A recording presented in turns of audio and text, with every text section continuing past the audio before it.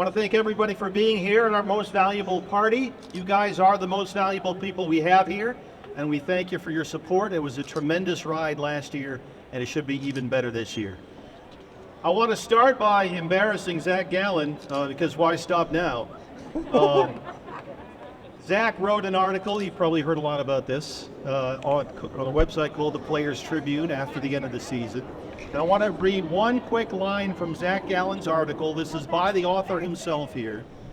And he wrote on the Players Tribune, the best thing about the postseason run was the pure joy our fans got to experience. It made me so proud to be part of this organization, this city, and this community. Zach Gallen.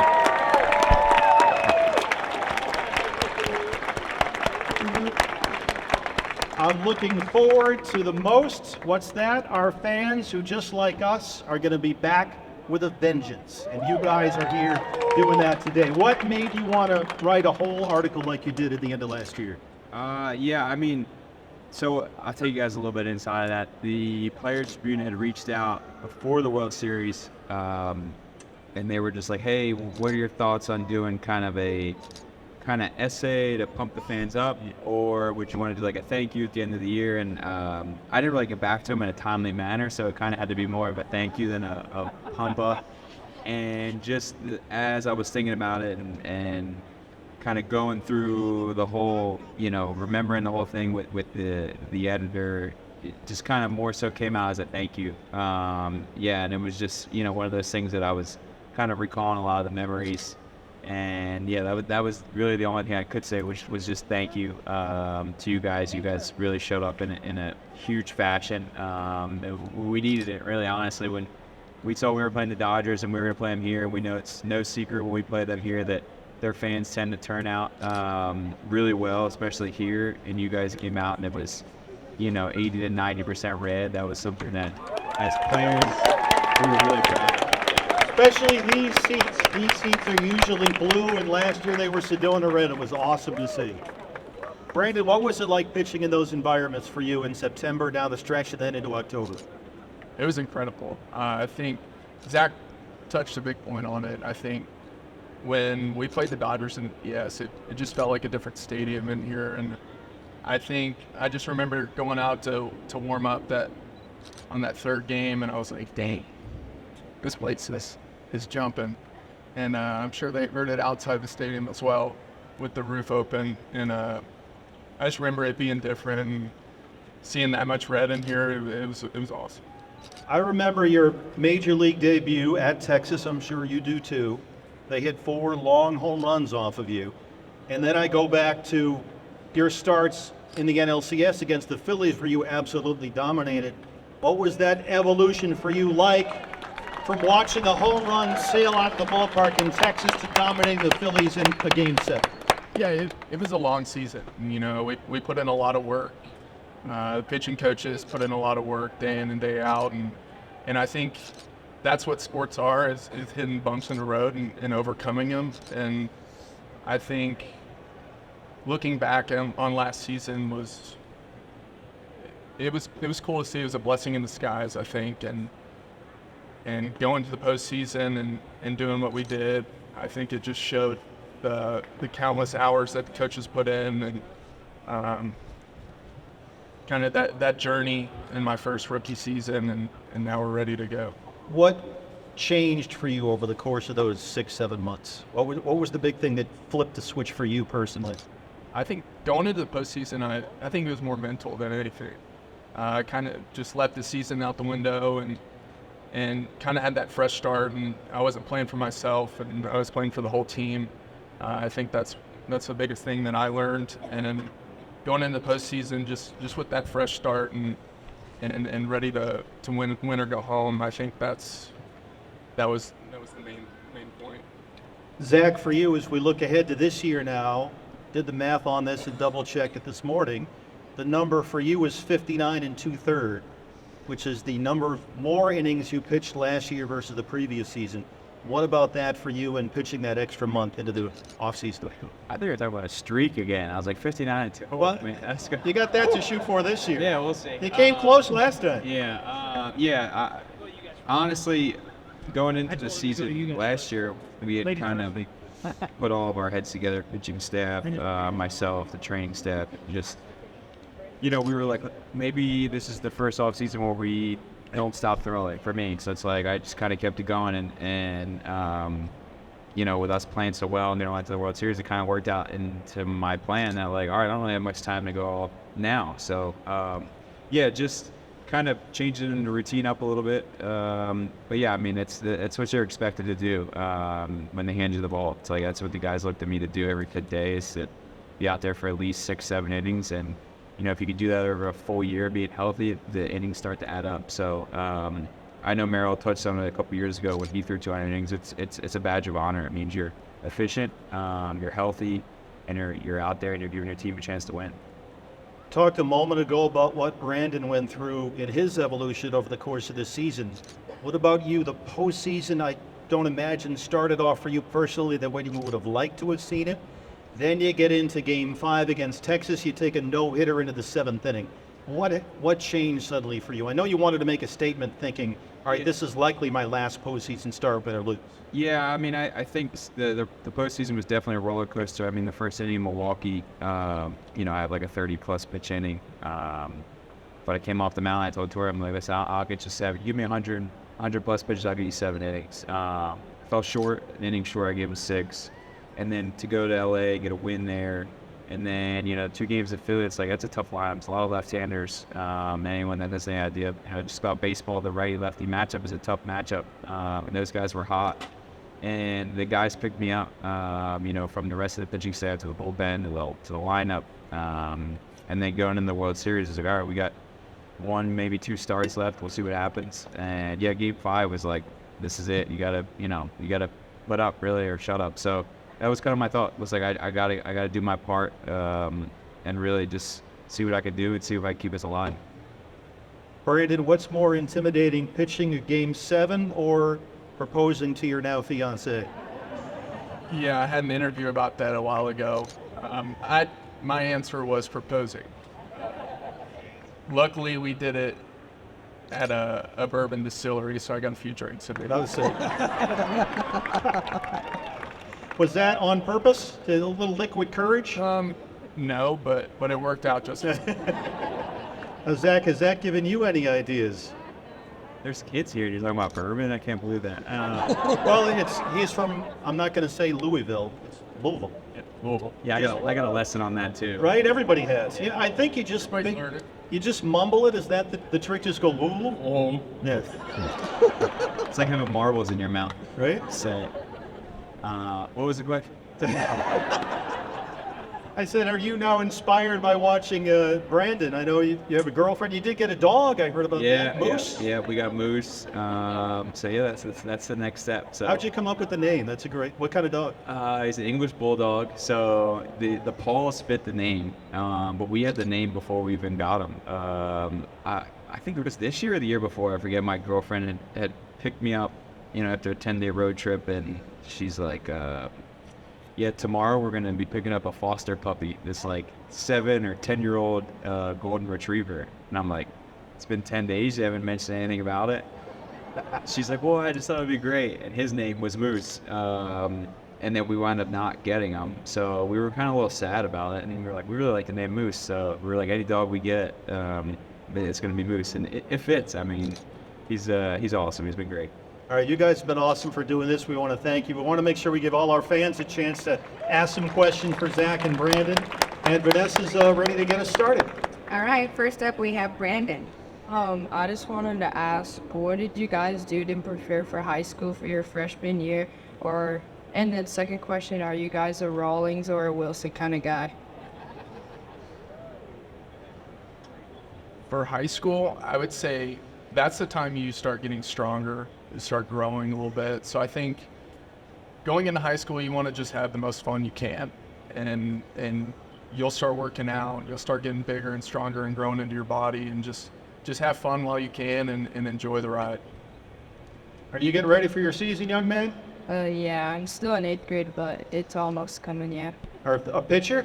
No, outfield and shortstop and second base. Good luck. I just to echo off of what said, it's, have fun with it, really. You know, fall in love with the whole process of getting better. Just find any, you know, little way you can get better, whatever it is. Just be able to look yourself in the mirror and say, okay, I need to work on whatever it is, ground balls, hitting, you know, etc. And just fall in love with that process. And then before you know it, it won't become as, you know, monotonous. And I'm a Rawlings guy. I love Rawlings. So, yeah. I'm a Wilson guy, so I'm the opposite. Thank you. Mike, Yeah, we have a little bit of time. One more question before Eduardo Rodriguez makes his way up on the stage. Spencer, go for it. You were so close to winning the Cy Young last year, Zach Allen. What will you do differently this year to try and win it? you did get one vote. I did get one vote. Strami has been joking that the progression has gone from 5th to 3rd, so he's saying the next one should be 1st. So, yeah, I mean, I think just be a little more consistent. I think last year I kind of had some ups and downs, especially towards the end of the year, and you know, I'm not sure what was the cause of that, but I'm always tinkering, I'm always fixing, I'm trying to, you know, figure out which ways I can get better. So yeah, I think a little bit more consistency helps me in that range. I think if I'm consistent for 6 months, I'd probably win it. So we'll see what happens this year. Want to welcome one of the newest members to the Diamondbacks, Eduardo Rodriguez, everybody. Eduardo, welcome. Why the Diamondbacks for you? I think you guys just went to the World Series last year. I want to be part of it this year too, and help you guys to win the World Series. You know, and I know Tori and Mike, and I know they're from Boston, and I know they like to have a culture, like a family culture in the courthouse, because I already know how they're doing it. So that made me choose Arizona, you know, and then now I can be here all year, be with my family, and spend the time with them that I need, you know, because as a baseball player, that is you spend like 6 to 7 months away from your kids, and now I have the opportunity to be with them almost through the whole year. So I really love that, and the best part of it is just help to win the World Series. Everybody was looking for last year, so I would do my best to help this year. Going to be a big part of it, no doubt. Vanessa? We have 10-year-old Bentley. When you guys were hurt, what'd you guys do to get through the process of healing to get back to sports?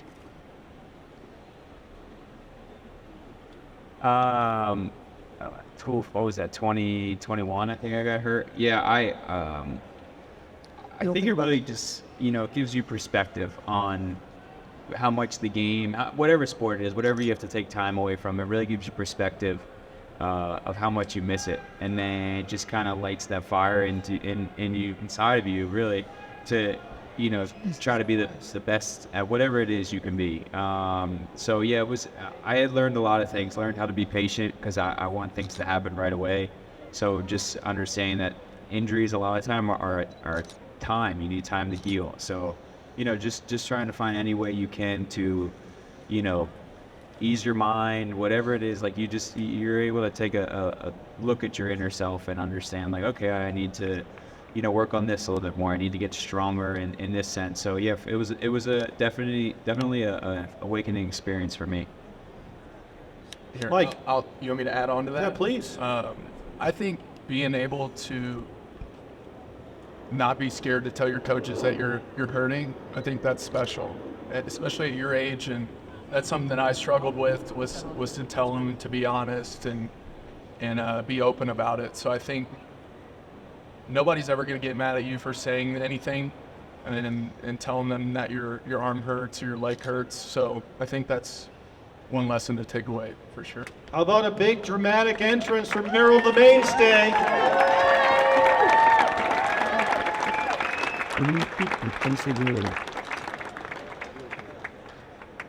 You never want to be first one to the party, right? How we doing, everybody? Sorry I'm late. Good to see you. Merrill, we were talking about how season last year started for some guys and how it ended in the contrast. And I think that's very true for you, because I think about the WBC start when you got the early hook, the really early hook, and then you end up pitching so many big games in the postseason at the end of the year. How did that ride go for you from March all the way through October? That's a good question, Steve. You're dropping stuff on me right when I sit down. It was definitely a long year, longest I've ever had. I still kind of chirp at Mark DeRosa for taking me out of that game. I wasn't too happy about that, but I just tried to enjoy the moment, whatever happened in that game.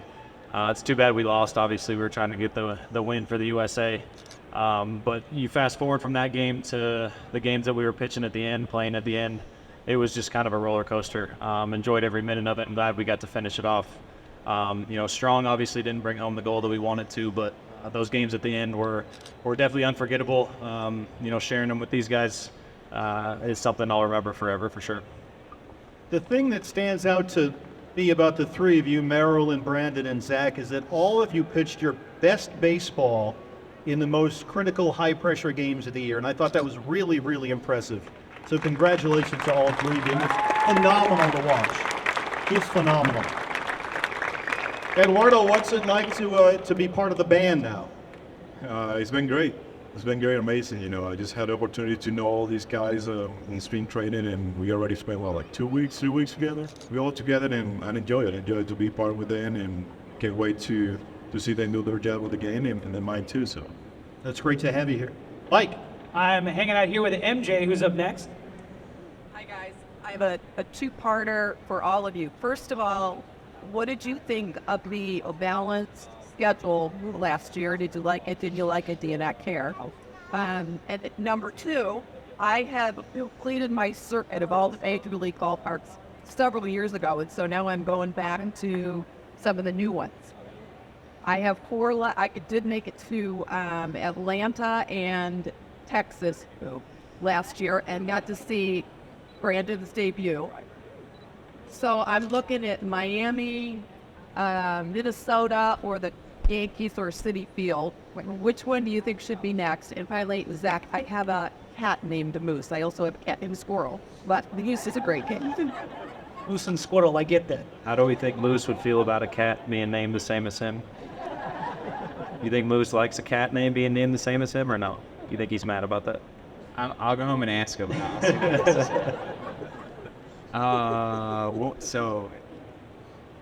Which of the four? I would say Minnesota. Minnesota for me is I would say underrated Minnesota as well. ballpark. Yep, Minnesota definitely is a cool spot. I like Minnesota because the hotel we stay at is really nice. It's like one of the best ones in the league. It's a Four Seasons. The longer you're in this league, there's little, you're like, oh, I like it over there. The food's not as great at this spot, or it's better at this spot. And then I like the balanced schedule. I think it's cool. I think you get to see some of these other ballparks and parts of the country that, in years past, it takes you every 3 years, every 6 years before you get there. So, I think it's cool. I think there's some places on the East Coast in the American League that get me closer to home. So, partially, I like the balanced schedule. Hey, we got time for one more question, I'm told, Vanessa. Okay, this is Alex. My question is to Brandon. You're the favorite player in our households, and you don't sell your jersey in the team shop. How can we get our hands on one? That's a good one. I think you want this one? This is the kind of guy, he'll literally give you the shirt off his back. He said if possible, but we know you're wearing it right now, so maybe. Yeah, I don't get the undershirt either. We don't want to break the internet today. Guys, thank you so much. Thanks for being here. Let's go get them. Zach Gallen, Brandon Claude, Eduardo Rodriguez, and Merle Keller. Nice